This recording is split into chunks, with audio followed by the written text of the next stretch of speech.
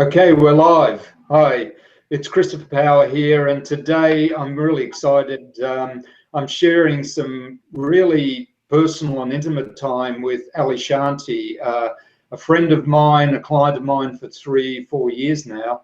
And we're really going to, I've titled this webinar just between Ali and I, Human Design and Real Life. So, because that's the sense of where this is going to go today. So, Ali's here. I'd like to welcome her. And Ali, please introduce yourself to everyone. Great. Hi, everyone. My name is Ali, and I am the founder of Eyes Wide Open Life, and also another company called New Law Business Model, and the creator of the Money Map. And I've done some other things too. You might know me as either Alexis Neely or as Ali Shanti. And if you're just getting to know me, hi, and you can call me Ali. Okay. Hi, Ali. This is the way I start all my consultations, and this is sort of semi-public consultation, I suppose. But I'll start off with a really simple question. How can I help? Great. So I've been having a really hard time. It really started, I would say, when I was in Costa Rica, and I was there to speak at the Envision Festival, and something felt off. But once the festival got going, I had a good time, and when I spoke, I enjoyed it. And then there came a point where I had this strong calling to go listen to this guy's talk, and as I was listening to it, the message that I was hearing was, I need to move to Costa Rica. And I ended up going to visit the property that he has really colonized there, I guess you would say. He's, over the past 20 years, taken a huge piece of property on the Caribbean in Costa Rica and turned it into a permaculture, off-grid, fully self-sustaining piece of land. And this has been my dream for a long time, to live at a place like that. And so I changed my whole trip around, and I went to go to his place for a gathering after Envision. Now here's the crazy thing, Christopher. Right after his talk, I went up. His name is Stephen Brooks. And right after his talk, I went up and I spoke to his parents, because they were from Miami, and I'm from Miami. And as I went up to them, I said, oh, do you, where did you live? And the husband, the dad, said, his name is Norman. He said, Miami Beach. And I said, oh, did you happen to know my dad, William Martin? And he said, William Martin? No, but I knew Billy Katz, because that was my dad's name. My dad's name was actually Billy Katz when he was in high school. And they were actually very good friends. And that was kind of mind-blowing. And my dad has been deceased since 2004. So this was a real reconnection with my dad in many ways. And it turned out, actually, that Norman and his wife, Bonnie, who are Stephen's parents, actually reconnected with my dad a few years before he died, and they knew his wife, and they had sold his house for him, and they had sold a condo for him, for his wife, my stepmom, after he died. So they really knew him. So I ended up going to this property and this gathering, and while I'm there, I was just emotionally really challenged. I was having these feelings of wanting to die, and thoughts about it, really thinking about death, and like, maybe I just need to die and let my kids collect the life insurance. Like, that was the theme of the thought process, Right. And then I thought, well, I don't really want to die. Maybe I could and then I started thinking, what's keeping me from living here? That was kind of what, triggered this thought process. Is like, well, maybe I could die, but not really die. I could fake my death, and then I could live in Costa Rica, and my kids could collect the insurance money, and then they could have this great life, and I could live in Costa Rica, because I didn't, really feel like they would want to come to Costa Rica. And So, I entertained that thought for a little while, and obviously I couldn't do that because how could I possibly stay hidden? Like as if I wouldn't like show my face on, the internet. So I couldn't do that. So I began to think about, well, okay, what if I did die, like the parts of me died? There's parts of me that need to die. Who would live? And I started to get this vision of wanting to integrate my two parts. No longer wanting to carry this, Alexis Neely and Ali Shanti and this conflict within me, and just really come into this singular experience. And so I started to really look at, okay, if I was going to allow these parts of me to die, who would remain? What would remain? And I saw a process of consciously creating that. And I've actually identified a new name that I would take as this unified one. And as this was all happening, I realized that it was happening during the time period that 42 years ago, my mom might have been in labor with me. Because I was born on November 17th, and this was March 7th, 8th time frame, and I was a month early. So this all was happening 42 years after the period in which I was birthed. Whether it was the same day or time, I don't know, but it was the same period. And so it felt like that night, March 8th, conceived of a new me. And at the same time, I was dying to the old me's. And so I made a commitment to myself that that's what this next 9 months would be about. And now we're almost 2 months in, so 8 weeks pregnant, and and also 7 months from death. And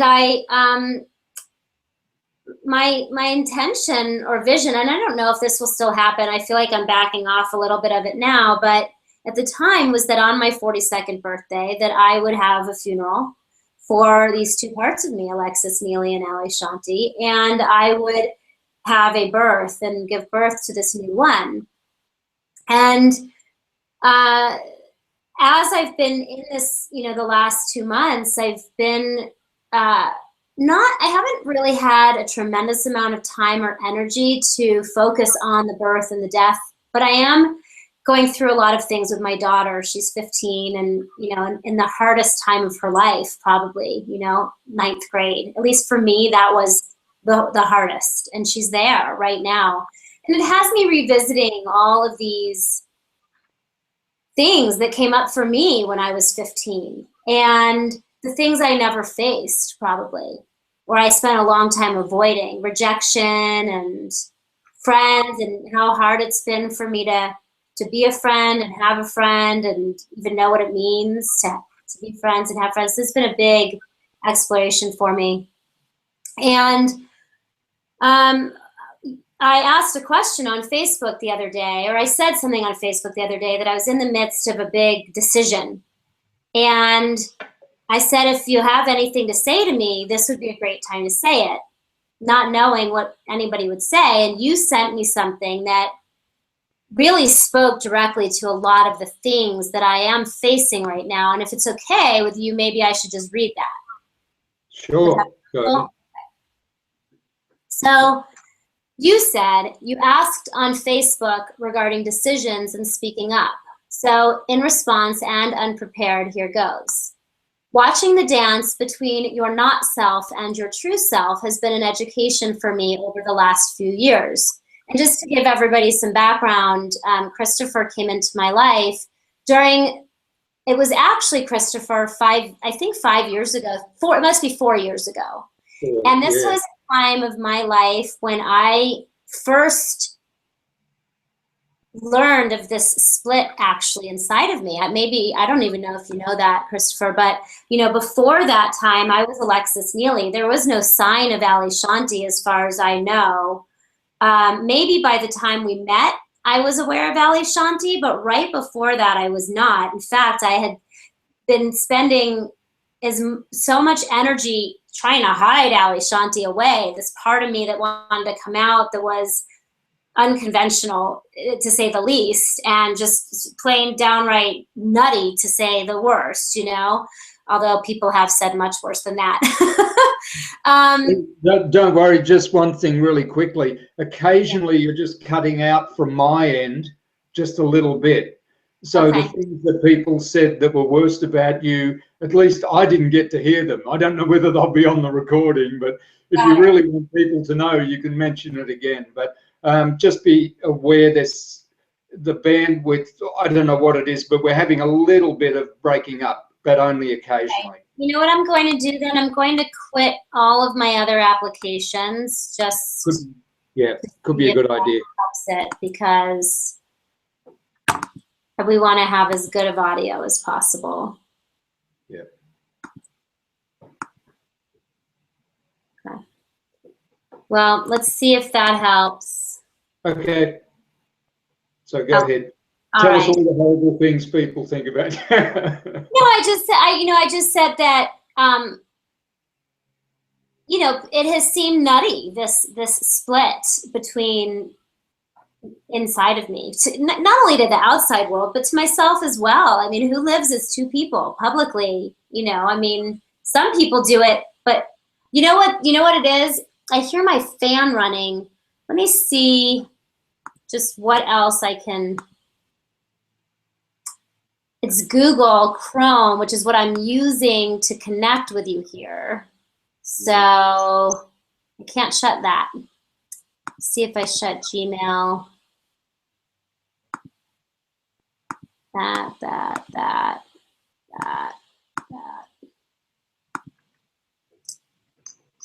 Well, it's just gonna have to be what it is, I guess. Yeah. Don't worry about it. It'll be fine. Okay. You can hear okay? I can hear fine. All right.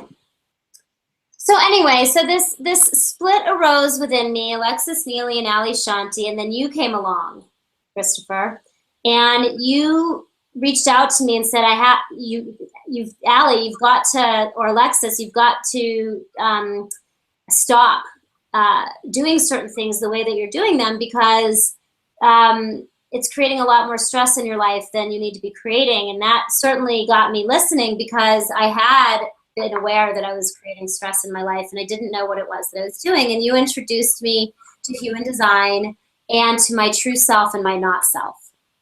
And at the time you told me that I'm a generator, which was a shocker to me. I thought, if anything, you know, there's in the human design system, for those that don't know, there's manifestors, generators, two different kinds of generators, projectors and reflectors. And if anything, I would have thought that I'm a manifestor. And what you told me is that my not self is a manifestor, but that my true self is a generator. And that means that I shouldn't be initiating anything. I should be waiting to respond. And that was a life changer for me. I'm not doing it 100%. I still do initiate a lot.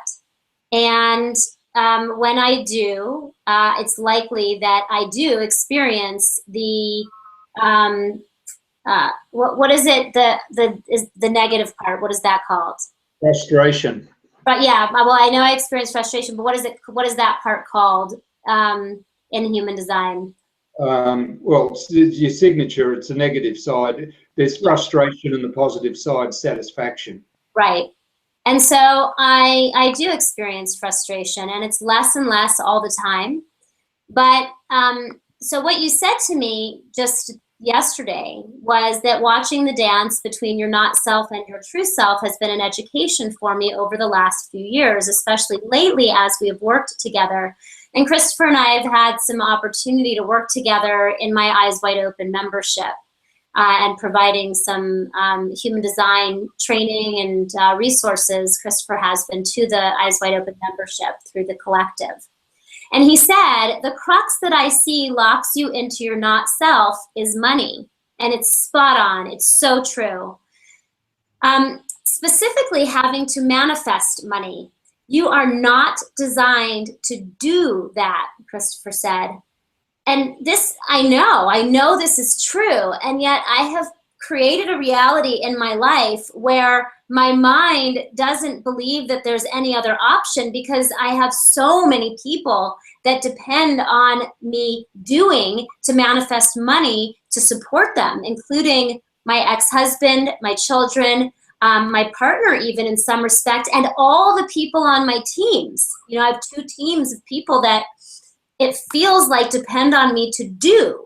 And I'm beginning to get that that's not true, but it's a big shift to make. And, you know, I teach about money, and money has been my journey. You know, I didn't grow up with money, and anyway, those are some longer stories to tell. But I bring a lot of money into the community. And you say that you are not designed to do that. You are designed through the openness of your not self to learn, and this is all in caps, about how others do that and what others experience doing that, which I love to do, by the way. This is one of my most fun things to do, actually, but not to act out their ways. And that is where because I do act out their ways. I learn and then I do. And what I'm hearing you say is to stop doing that. You say you are by nature unique, non-strategic, and from the future. And I know this about myself. I know that I am different, unique, you say. I know that I'm non-strategic. Really, I'm one of the least strategic people you'd meet. And most people don't know that about me. They actually probably think I'm pretty strategic because I'm a good strategist, especially for other people, but I'm really actually not strategic. And from the future, which my understanding is that that means that I'm here to help to usher in the new paradigm, which is what I've been wanting to do and what I've been doing for a long time. So you said that means you are designed to receive. Whew, that's hard. In a unique and unprecedented way.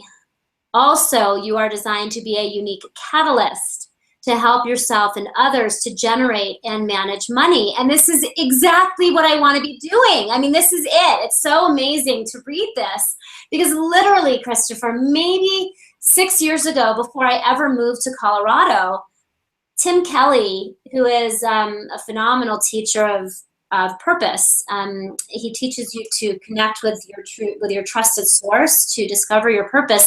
And this is the information that I received then. So it's all lining up.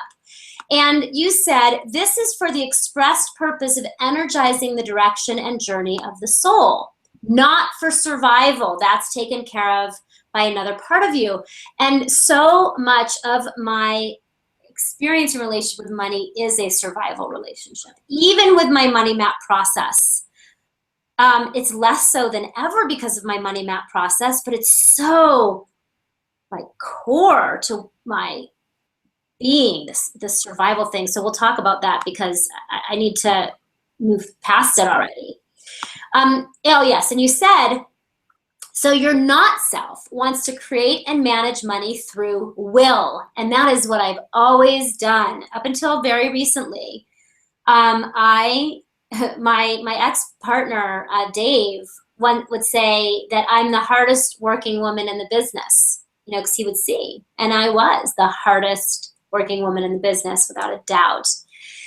You said it wants to prove itself. No question. No question. Yes, it wants to prove itself. It is part of me. It wants, you know, anyway, your true self wants to create and manage money through being. Yes, you're not, and I don't even know what that means, but yes, you're not self acts out willful struggles to control when it comes to money issues. God, so true. And I'm in a negotiation right now to sell one of my businesses. So this is so present because I'm actually getting advice that's leading me down this road of even more wanting to control. And so here I am saying, well, I'm not willing to give up control, but maybe I am. So we need to talk about that. You said your true self operates only in response and slowly over time, which has of course never been my way. When it does this, everything changes slowly and profoundly. The right work happens correctly, and that brings real change. The moment your mind goes, how am I going to make money out of this? Which it always does, not always anymore, but certainly in the past. And where and what is the financial reward that I want and am entitled to? I mean, you're like reading my mind, literally. It overshadows and confuses your true self. Everyone, including you, loses. True. It's exact. I mean, it is so spot on true. So then you said, imagine a star asking herself, how am I going to shine? And where is all the energy going to come from that I think I need? It's a star. Those things are given. As soon as it stops thinking, it has to be the biggest planet on the block or even a solid and reliable planet. Once it lets go and allows its nature to come through, radiance. In human design terms, satisfaction. Money is a great teacher for you. It can be your nemesis, your companion, and your gift. Don't let your mind run the show and tell you what it thinks, and the feelings these thoughts generate are the source of your true emotional nature. And I've been doing a lot of work, Christopher, in a process called network chiropractic with a doctor here, Jay, whose last name I can't remember. And it's the work I'm doing with him is all about moving into my heart and reconnecting my heart to my solar plexus and to my mind. And you say, use your mind to observe and self-reflect. It's designed to be really good at that. In response to what is happening, not what you think is happening, take your time with decisions. When true emotional clarity arrives, there is no second guessing. You are clear, this is right for you at that moment. That is a decision you can trust. So much real change is happening for us all at this time. As I said in my videos from March to June, referring to your videos, we are digging the foundations for crucial future changing decisions we make in July to October. And the other download I got when I was in Costa Rica is that in June, everything changes for me. Like that's the real turning point. We're just at the beginning of May right now, and you're confirming that here, that there's critical future changing decisions we make in July to October, which is the time period that I gave to myself to really dive in and explore this birth and this death. But what's coming up for me now is this fear that I'm not actually going to have the time because my businesses need so much from me, more so than I thought. And maybe I'm just thinking about it wrong based on what you're saying here. I'm just confused. I'm getting back into old patterns. So you said right now you are remembering the true depth of who you really are. We are not there yet, but the work is well underway. And that is true. Don't lose the incredible beauty, power, and impact of who you are, trying to be beautiful, powerful, and impactful. And this is exactly the same message that another close friend of mine has been giving me. His name is Mark Reed. And this is exactly what he's been saying. And I haven't known what it means, but he's been saying it. You say, let go and discover who and what waits for you. If you did nothing, you would still have immense impact. You are a resource waiting to be tapped, not someone who has to prove themselves by making it happen. It is happening. And I do have a company named It's All Happening to remind me, it's all happening, relax. And that's what you say here. It is happening in ways your mind finds it hard to comprehend. Relax and respond slowly to what is happening. That is when you are most in touch with your true self and the power you carry as a woman. My love, prayers, and support are as always with you. So that's what you wrote to me. And here we are, because I think it's important to talk about some of that in the context of what I'm actually facing in my life. And I wanted to do it here publicly because I have a sense that my process is helpful for others who are probably in a similar experience. Sure, absolutely. Even in your human design chart, that's true. So, you know, you're a unique individual, but you do have very strong energies. And we'll look at your chart a little bit later if you're okay with that. You've got very strong energies for sharing with the collective as well.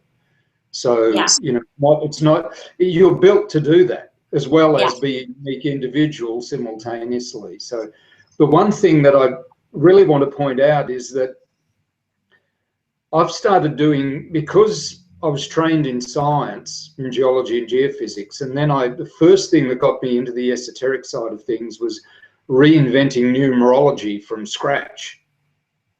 And then using that like maths to reinvent all these various sciences like astrology and the Enneagram and da-da-da-da-da, or at least take them to a new level.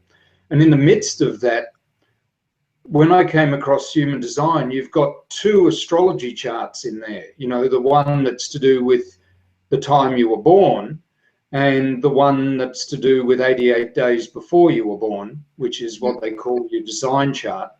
You'll see them if you look at the human design chart. There's 2 columns on either side of that triangle. And we'll show you a picture of that in a moment.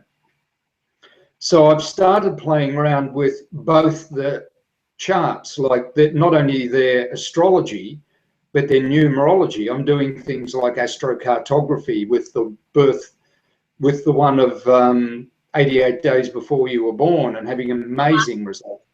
But one of the things I did just before we did this call is I went, oh, I'll do Ali's one, da-da-da-da-da. And then I worked out the numerology.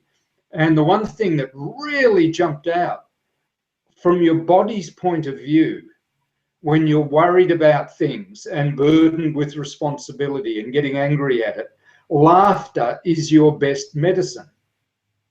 I'd never looked at that before. And I saw that and went, oh, that's interesting. And maybe we'll talk about that. And then we started this conversation. And I noticed myself when I was watching, I've got this big grin, you know, while you're going through all the ups and downs of your life, and you're starting to burst out laughing as you tell the story. And one of the things that really struck me was it was just really good for you to share that story and to see the humor in it. Your body relaxed, the stress dropped out of your body. Just keep that in mind. It's, you know, whenever your body's stressed, laughter and slowing down and nurturing and supporting yourself. But the laughter opens the door to even doing that. Laughter is an incredible healer for you, particularly your body. You know, so when you can see the humor in the incredible story of your life, and trust me, most people haven't heard half of it. You know, it's incredibly amazing life that you have and that you live. But that laughter is so profoundly healthy for your body. Right. The other thing is, when I look at the direction coming out of your astrology chart in both charts, the one thing that jumps out is you come from a background of helping others, getting intimately and deeply involved with them, from business, from saving the world. But in this lifetime, the primary focus for the future is for you to really embrace feeling good about yourself and your value, and on a personality level, and on a physical level, just living a life that's really healthy for you. In other words, if you save yourself or take care of yourself and really appreciate what it takes for you to feel good about and to be healthy and to do what works for you, guess what? You'll save the world. Yeah. So this primary focus of turning it around from others and going, if I really want to help them, I need to set myself up in a lifestyle that really works for me, where I feel valued, whether I have money or not. But, you know, money's great, but it doesn't matter. And so hence there's this desire, you know, oh, I want to go to Costa Rica. Why? Because my body feels good here. You know, it's like, it's warm and the people treat you nice there. I mean, I've had the similar experience of going to live in Colorado. That's what my mind had planned. And now I spend most of my time over in Thailand. It's like they're opposite directions, you know. And when you talked about death, oh my God, you know, and of course your mind came up with all these helpful suggestions.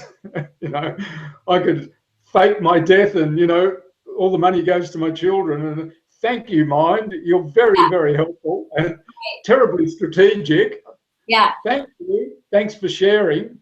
But anyway, you know, and I've been there myself, actually. You know, it's like, oh, maybe I'll jump off this bridge, you know.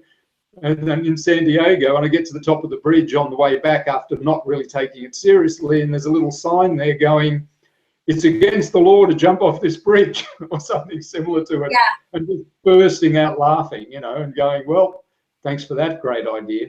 And that was literally at the time, that was the turning point in my life, literally, similar to you, and I believe this is the same for you now, where the mind is going at the point of exasperation and ready to give up and let go running your life. And if anything's going to die, it's going to be the role of your mind in making the decisions that run your life. And if that happens, hallelujah. Good. That's what I've been sensing.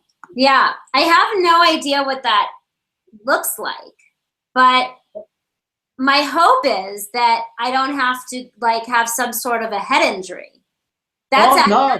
I've had that fear, like, oh God, I need to make the choice. Otherwise, it's going to be forced. I know one way or another, my mind needs to get out of the way and become the servant of my heart and my soul.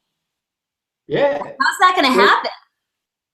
Well, that is going to happen, but the head injury and all that stuff, yeah, that would be the extreme end game if you decided I'm going to resist to my last breath. Right. Okay. And I've seen it happen with other people. I've never really pushed it that far, except it sort of got that way when I got to my turning point as well, you know, where, and I didn't realize it was my turning point till only a week ago, actually. And this was 4 or 5 years ago, 5 years ago. And I went, oh my God, that's the point when it shifted. And then my life started to unfold according to my design. And I'm ending up where I really belong, not where I think I belong. Yeah. Big difference, you know, and with the people I belong with. And of course, in the current world, with the internet and, you know, streaming and all that stuff, I can be in Colorado with you right now and in Australia. That's and right. about to go off to Thailand again. You know, it's like we're not limited in that way. Right. So anyway, coming back to it, it's just that you're getting that bodily sense, instinctive feeling, which is strong in your, you know, that's strong in your chart as well, that, oh my God, if I keep letting my mind taking me down this path, which it really doesn't want to, but it feels obliged to do because it's been doing it for thousands of years and it's a habit. If I keep going down this path, I can see further down the path that this isn't going to end up well. You know, and you're now going,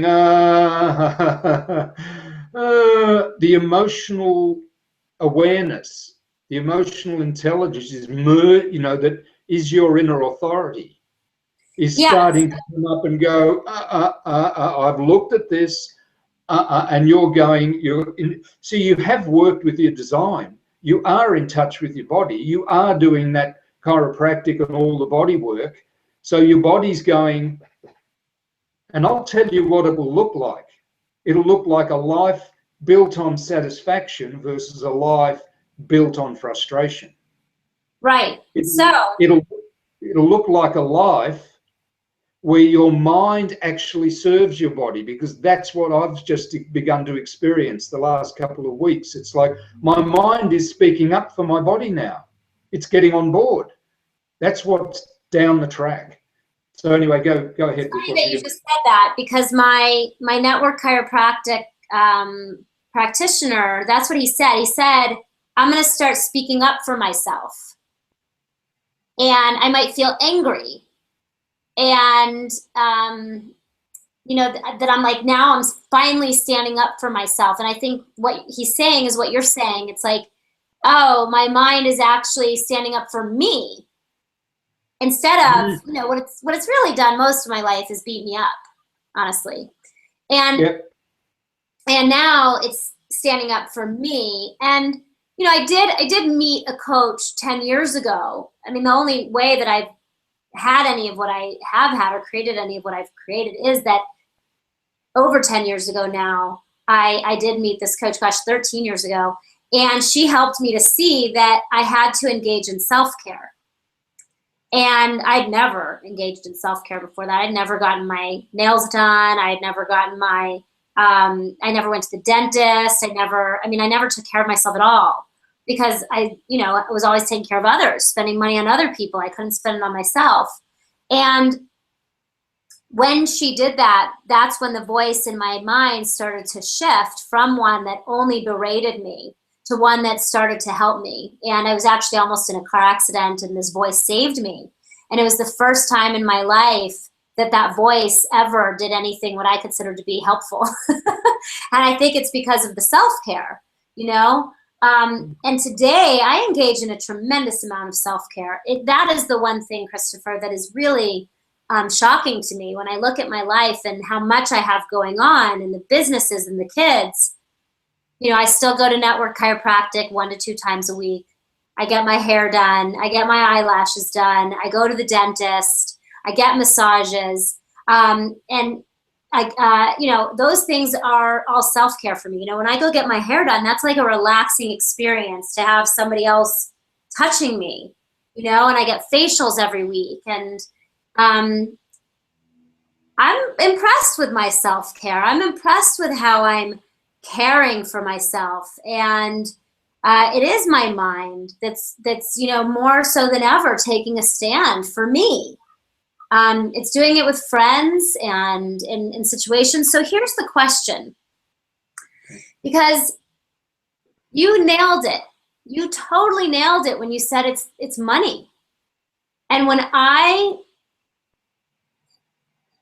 am focused on how am I going to make money from this, that's when it all goes to shit.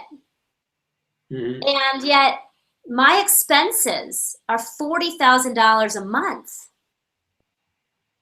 And that's my money map number. That's a conscious decision. I could change that. Oh, my cat's tangled in my wire. I could change that. We could move. We don't have to live in the most expensive neighborhood in Boulder.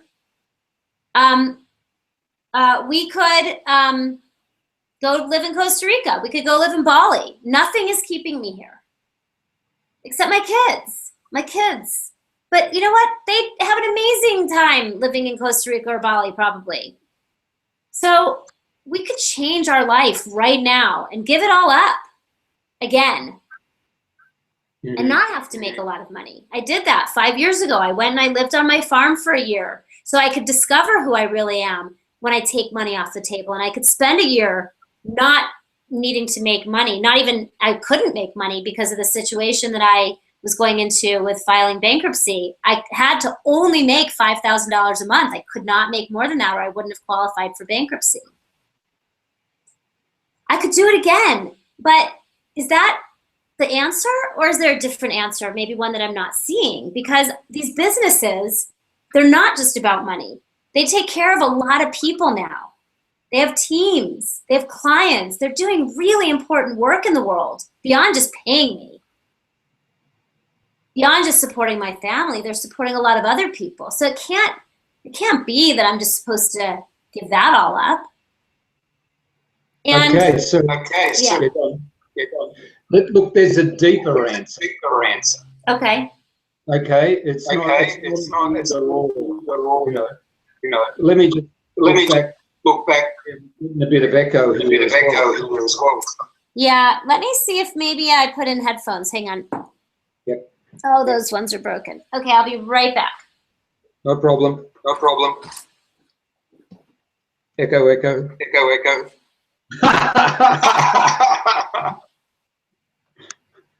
That's good.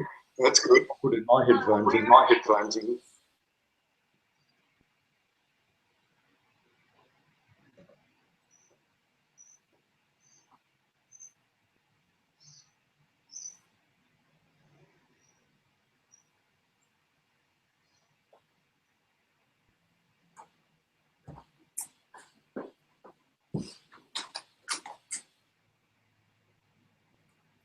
I actually need to open a new pair. This is the story of my life. Headphones are constantly lost. Well, you have children and animals. If you could grab them, that'd be great, babe.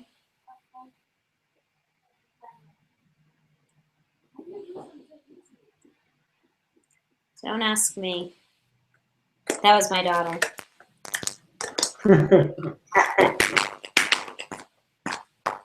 Yeah, Luckily, I have Yeah, one day someone in my house is going to find headphones, socks, mittens, hats. I lose those all the time, too.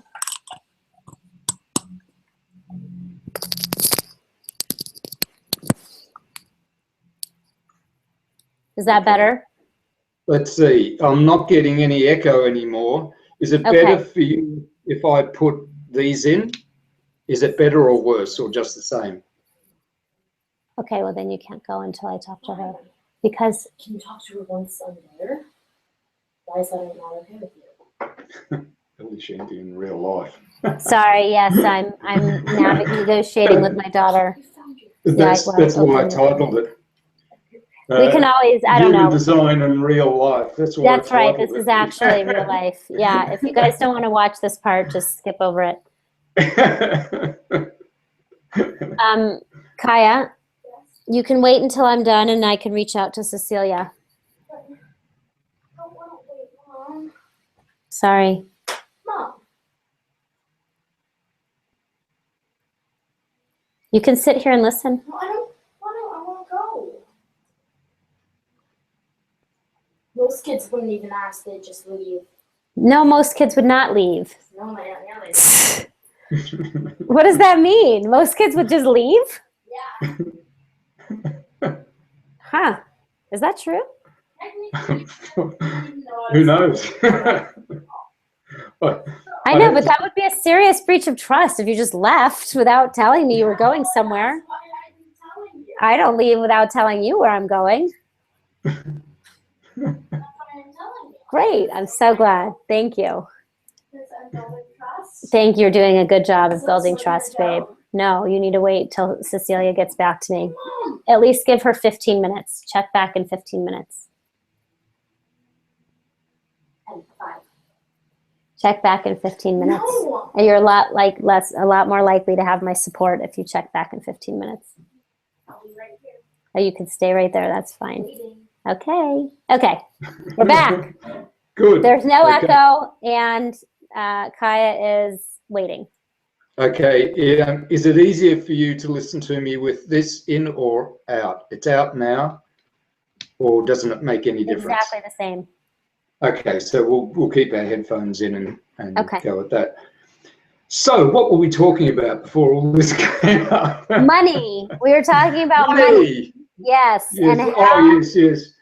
Yeah, how I can possibly take care of everyone without it. Or it's not without it, because that's not the answer. Yeah, I remember now. I mean, it must have been shocking only being able to make $5,000 a month. It was actually hard to only make $5,000 a month. Like, that was actually really challenging for me because I just so naturally bring in money. And it's what I realized when I was there, or at least what I concluded. I don't know if I realized, like, I don't know if it's even true, but what I concluded after being there for a year is that if I don't bring in money, I'm actually doing a disservice to the community, because that's part of what I do. It's part of what I'm really good at. And if I stop the flow of that, then I create less for everyone, not just for me, but for all the people that I share my resources with. Because I don't bring in $40,000 a month to save it and hoard it. I'm not that. I mean, in fact, my whole philosophy is that you shouldn't save and hoard anything. That you should allow it to flow and trust you'll have what you need when you need it, as long as you're clear on what you need.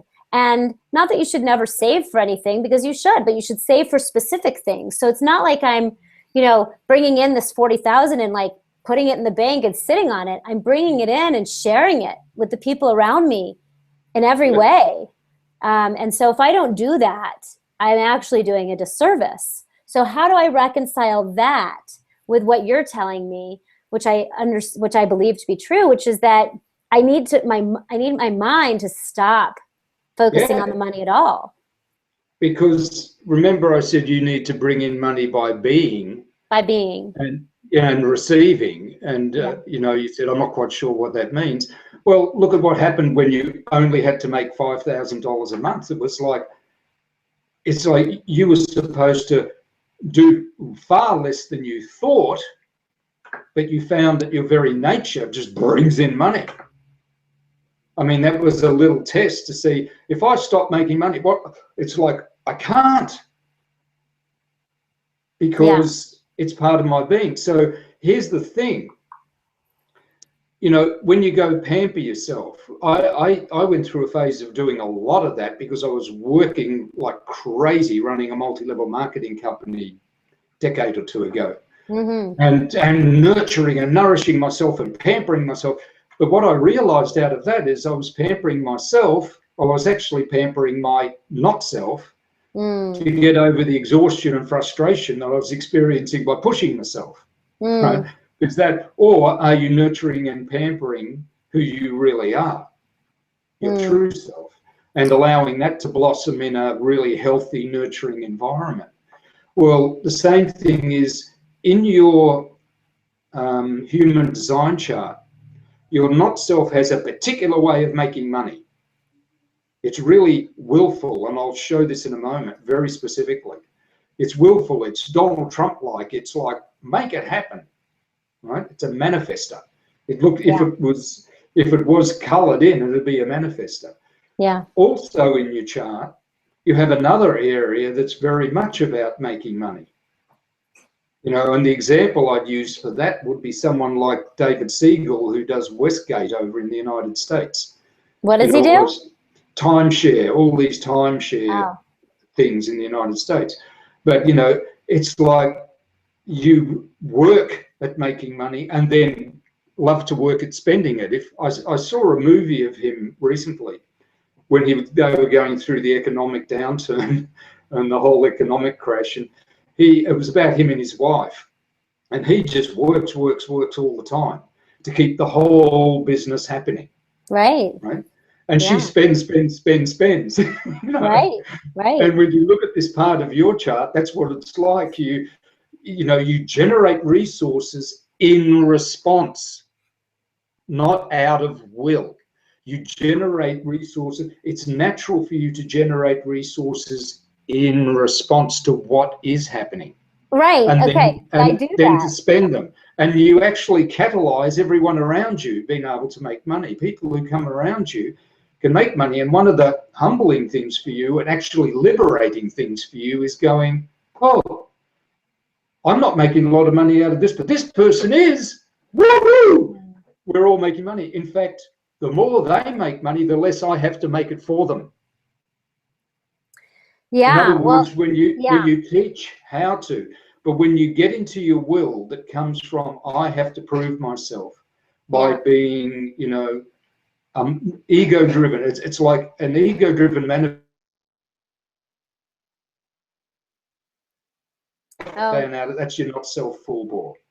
Yeah, now, you froze just up say when what you you said need to that. say if you want to, but I can also flick up the chart and show you that specifically when you're ready. So yeah, go ahead and do that. You cut out, and I just wanted to make it clear that my not self is an ego-based manifester, is what I hear you saying. Would you like me to show you that specifically on the screen? Sure. Yeah. So I'm going to go, hold on, I'll just screen share. Boom. And then I need.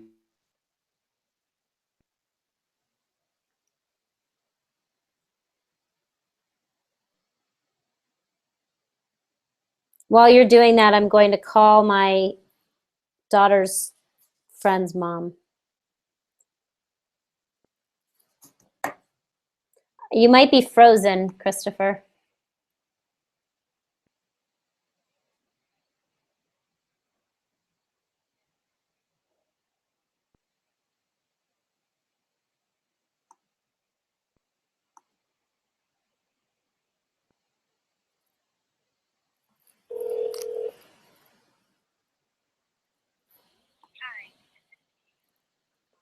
Her phone is off.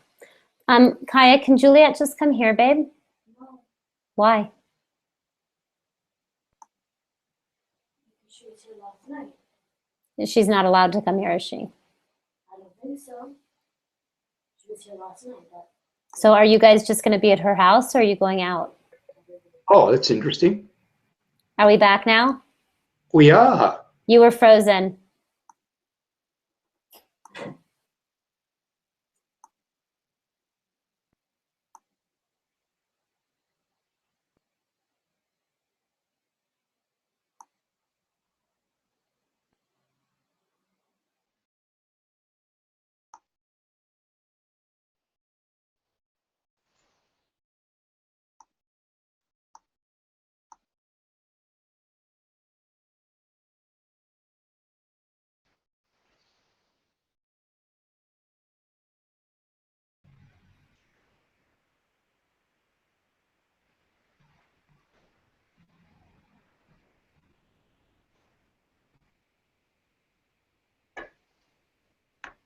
Are we back?